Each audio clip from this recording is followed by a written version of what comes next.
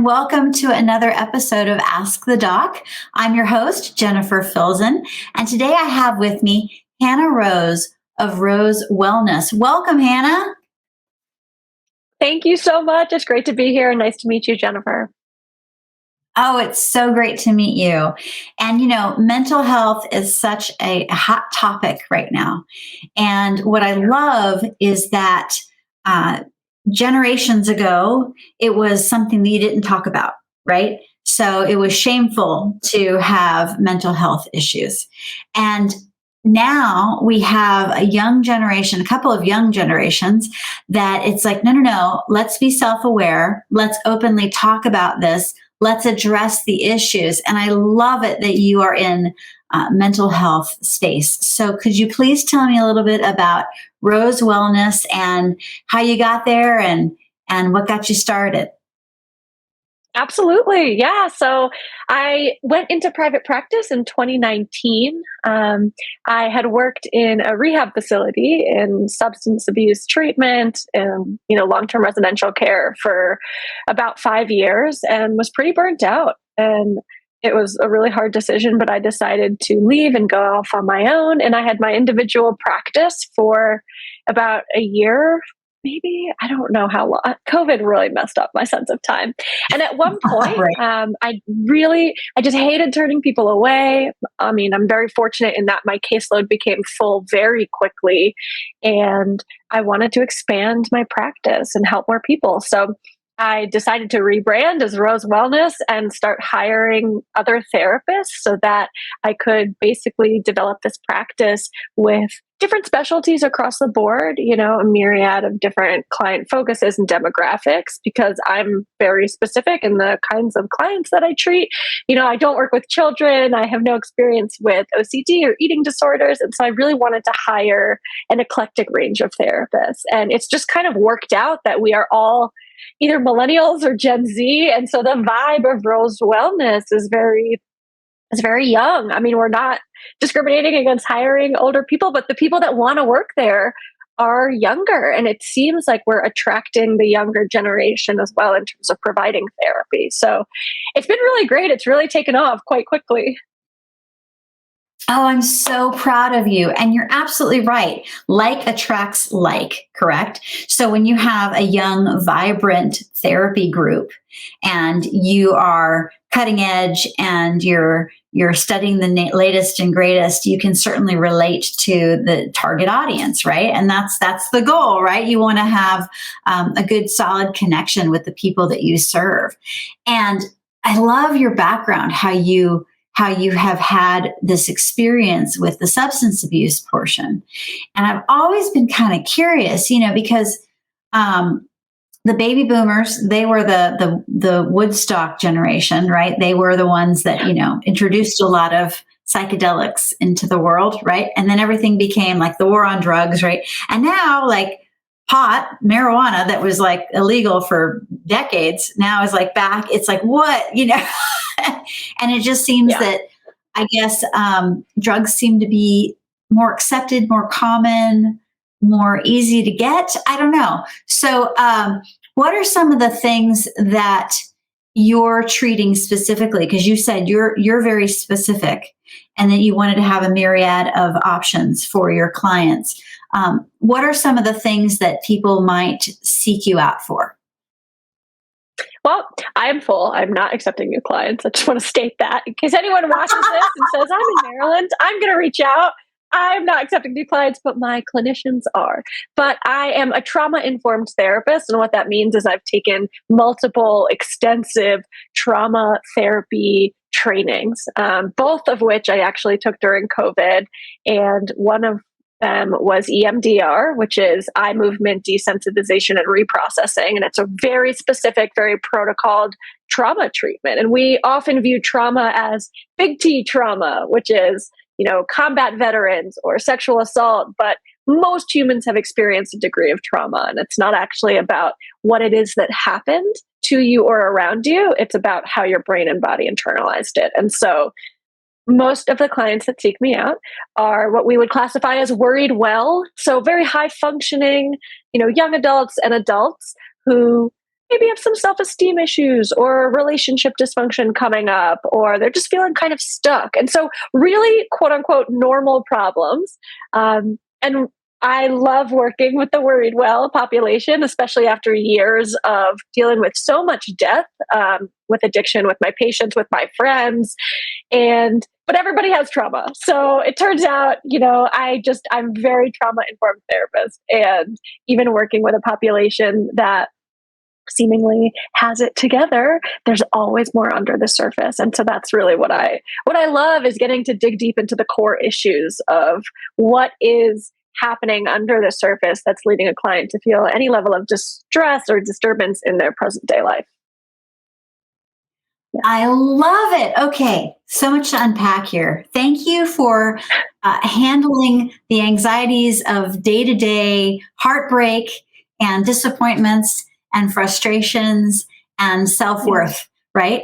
You're absolutely right. I have owned my marketing agency for close to 13 years now, and I've been very interested in personal development ever since I was in my 20s. I'm now in my 50s. So I have seen through business coaching and other things that even business owners, they have to come to grips with their own feelings of self-worth, and how are they going to make their business more successful if they have self-limiting beliefs, right? And if they don't have the communication skills and the positive affirmations and the different things that you need to do in order to manage people. So I love it, because what you're doing is you're really helping people just become successful in their lives. And it is get a out journey. Of their own way. Yes, we often get in our own way, don't we? And because you're the expert, I'd love for you to kind of dive into, how do people get into their own way? I mean, I know we have a limited amount of time. I could lose myself for hours talking about this. And so during COVID, I created a YouTube channel. And on my YouTube channel, I just used to make tons of videos talking about this exactly. I'm a firm believer that our relationship with self is at the core, absolutely at the core. And the thing that blocks our relationship with self more than anything is shame. And whether we've been shamed throughout our lives, whether we have these shame-based narratives, I am not X enough, I am not good enough, or I am bad, and this culture of scarcity that Brene Brown, who I absolutely love, talks a lot about. And this culture of scarcity and this feeling of I'm not pretty enough, thin enough, successful enough. And so if we can really turn that lens and that magnifying glass inward, instead of looking at, my partner, this is what's wrong with my partner, this is what's wrong with my job, this is what's wrong with my family, turning it inward and saying, what part of me is accepting these relationships that I'm potentially settling for? What part of me thinks that it's okay to be treated this way? What part of me is consistently signing up for relationships where I'm going to be treated less than what I deserve? What do I think I deserve? And so I'm all about cultivating and nurturing and sometimes creating from scratch a relationship with self, because from that really stems everything else, how we react to life, how we respond to life, our schema, our worldview. And it's amazing. I mean, for me, my own personal growth, a relationship with self has changed everything about my life. Everything about my life. People often ask the therapists you hire, why don't they start their own private practice? And I say, well, a lot of times it has to do with confidence and a lack thereof and insecurity. And so I actually tell the therapists at Rose Wellness, I'm pumped for you. If you decide one day you want to go start your own thing, take your clients with you, go do that.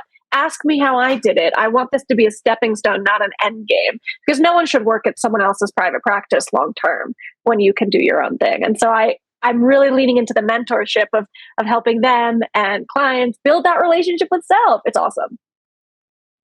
Yes. A rising tide lifts all boats. Yes. And so I completely agree. I have a wonderful team of marketers that work for me.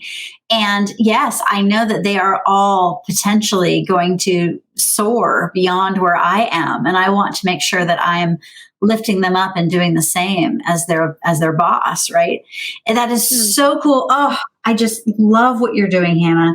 I love what you're doing, because Yes, we all have traumas, yes, and some of them are major and some of them are the equivalent of stubbing your toe in life, right? Mhm. However, we all have things that we need to learn in order to become the best versions of ourselves. And you're absolutely right. Abundance mentality is so much happier and more positive than scarcity mentality because you know that there's plenty and you know that you can always change and grow Mm. and again become the better version of yourself, whether it be in business or relationships or personal or health. I mean, it's so cool and it's a lifelong journey, isn't it?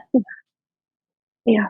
Yeah, I mean, Oh, I'm 31, and so even being called an expert, I'm like, I wouldn't call myself an expert. I feel like I am constantly learning. I'm constantly wanting to remain teachable, um, because I think that's such a valuable lesson is stay green. I don't ever want to feel like, oh, I know, or oh, because I teach this or I do this for a living, I have it all figured out and I'm perfect. Like no, I'm constantly learning and kind of you know, really embracing the humanness and how it's ungraceful sometimes. Like I'm not walking through life gracefully doing everything right. I am falling on my face. I'm getting back up. I'm sharing about it. I'm talking about my flaws, my imperfections, my fears. And that power and vulnerability is so intense and it charges up the people around you. Like, oh, it's okay to feel scared. Oh, it's okay to have imposter syndrome. I'm like, yes, it will happen. You will feel like you're an imposter.